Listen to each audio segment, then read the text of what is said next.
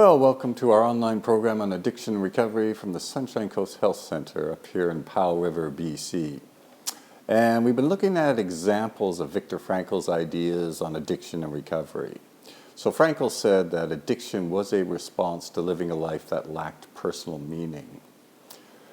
So recovery then, just by definition, has to be figure out how to live a life so that you're excited to get up in the morning, you feel you're doing a good job, whatever you're doing, you're helping out people, and basically you're living this life where you personally feel is fulfilling. So in recovery then, if this is true, if Frankl's right, then we should be able to find some examples of people with good recovery who are sort of following Viktor Frankl's ideas. So there's a really interesting book by the guy by the name of John Berryman. Now Berryman was actually quite a renowned professor of literature, and he was a poet and many other things, and he was equally famous as an alcoholic. He was very well known that he would miss classes all the time or miss appointments because basically he was drinking. And one of his books is called Recovery.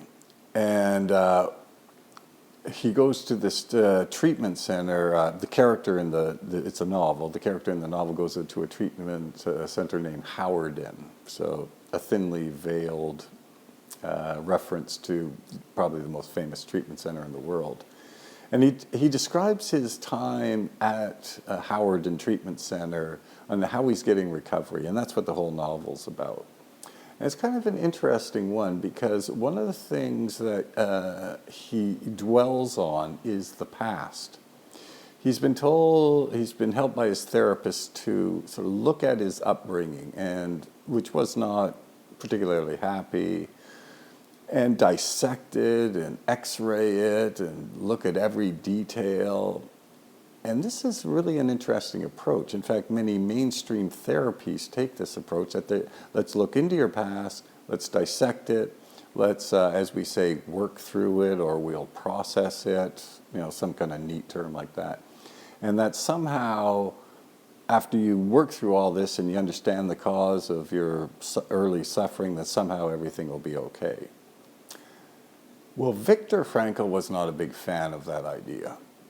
Because Frankl said, look, if your present life isn't very fulfilling, and you don't really see much of a future, and then you start probing into all of the suffering from the past, all the humiliating experiences, all the abuse you might have gone through, then what happens is you magnify all the bad stuff from your past.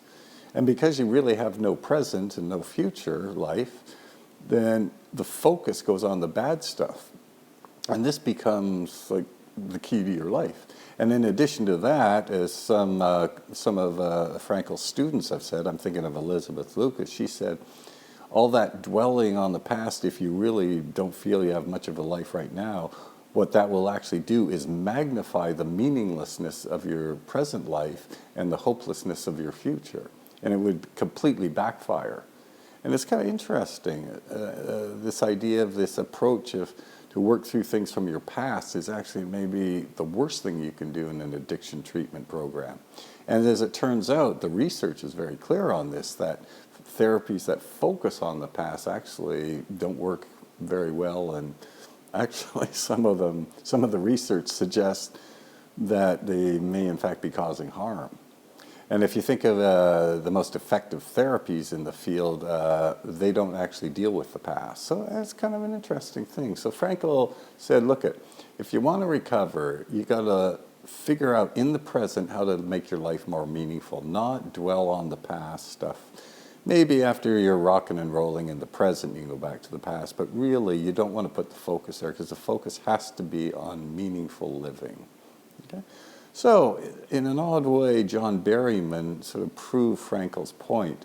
And it probably won't come as much of a surprise that John Berryman actually died of alcoholism. So, despite his treatment, it really didn't help him at all.